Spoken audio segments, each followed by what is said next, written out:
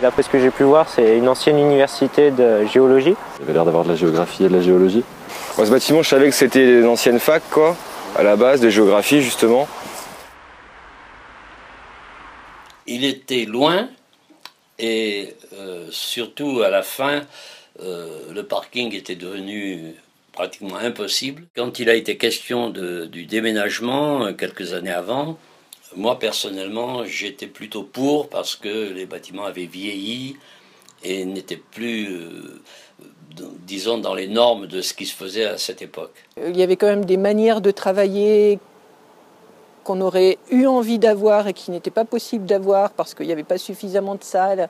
Donc le travail en atelier, par exemple, c'était pas possible. Et une des raisons pour déménager était le manque d'ascenseur. Et je l'ai vécu très personnellement puisque j'ai été enceinte pendant la fin de la période où je travaillais là-bas. Et donc je montais tous les jours à pied avec mon gros ventre. Et puis après, pour aller faire une photocopie, il fallait faire 4 étages. Donc on faisait forcément du sport. C'était complètement inaccessible aux personnes handicapées.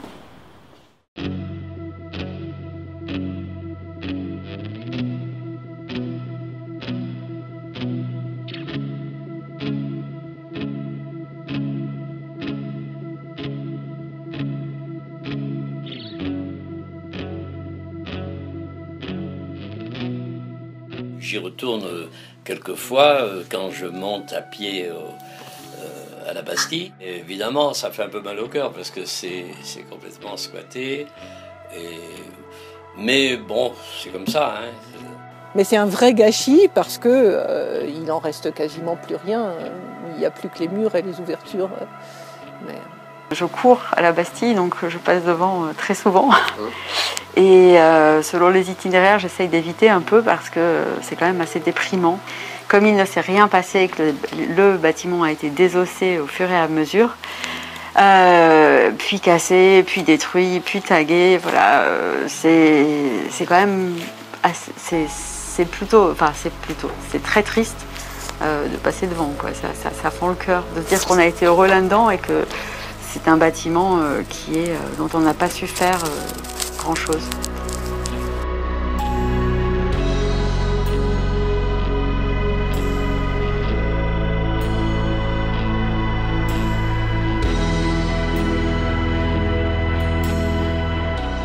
Mais en réalité, c'était une architecture vraiment de qualité aussi dans les finitions, dans les boiseries, dans le mobilier.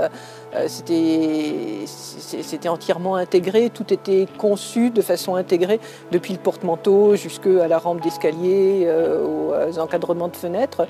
C'était un bâtiment exceptionnel et un lieu exceptionnel. C'était assez formidable de travailler là-haut. Les volumes étaient magnifiques. Il n'y avait qu'un seul amphi, mais il était chouette. Il y avait une vue sur tout Grenoble. Bien fini, bien conçu, mais sur les dernières années, mal entretenu et puis vraiment trop petit.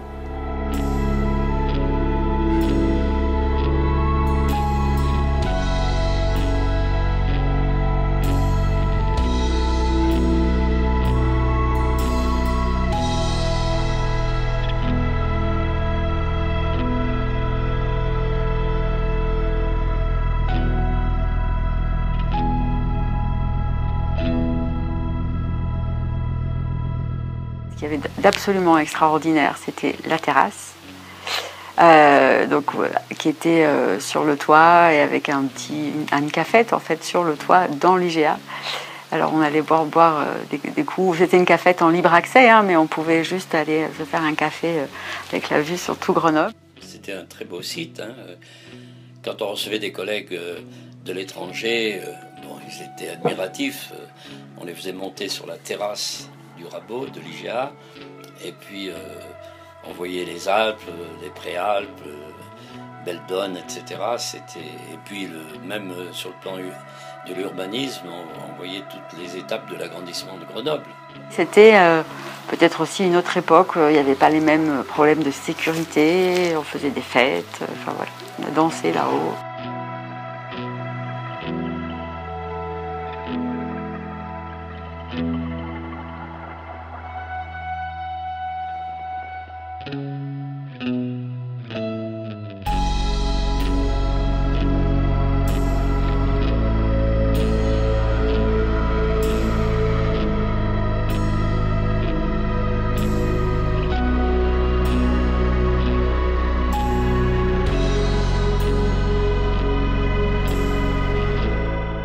c'est la vue surtout, quoi. C'est la vue, la lumière, j'aime bien les belles images, j'aime bien contempler. Donc je pense qu'il y a déjà un bon endroit pour contempler la ville. Et puis aussi pour se repérer, parce qu'au final d'ici on arrive à bien se repérer dans la ville quand on ne connaît pas, quoi.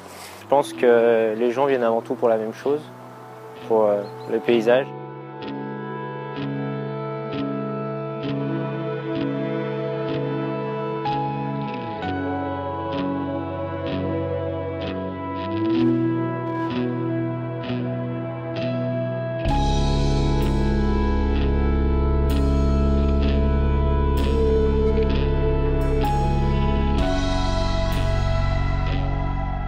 Je ne sais pas si on y vend de la drogue. C'est un coin où il vaut mieux pas aller à minuit. Oui, il se passe des choses, forcément. Je suis rentrée aussi, donc c'est tout tagué. Ça doit être même assez sympa de faire des fêtes là-dedans, parce qu'il y a de la place. Je me suis aussi renseigné sur l'autre à côté, qui est de la géologie. C'est le but aussi, moi, vu que j'explore les bâtiments, j'aime bien aussi le côté historique.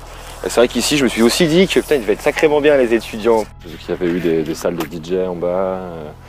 Et puis bon, c'est couvert de fresques, donc je vois qu'il y en a qui se font plaisir.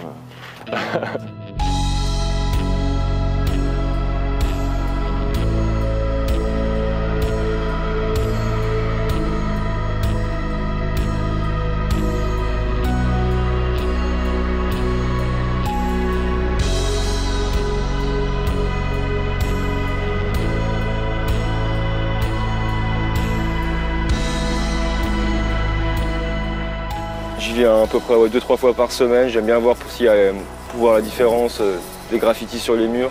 Puis ici, là où on est, c'est là où j'aime bien me ressourcer, méditer et faire du sport. Pour vous dire, en fait, au moment où il a été mis au domaine, enfin, il a été mis en vente, il y a même eu un certain nombre de gens, en fait, anciens collègues qui se sont demandé si on ne devait pas l'acheter et faire nos appartements. Je pense que dans 20-30 ans, on considérera que c'est quelque chose qui fait partie du patrimoine architectural des années 50. Maintenant, c'est juste encore un petit peu tôt.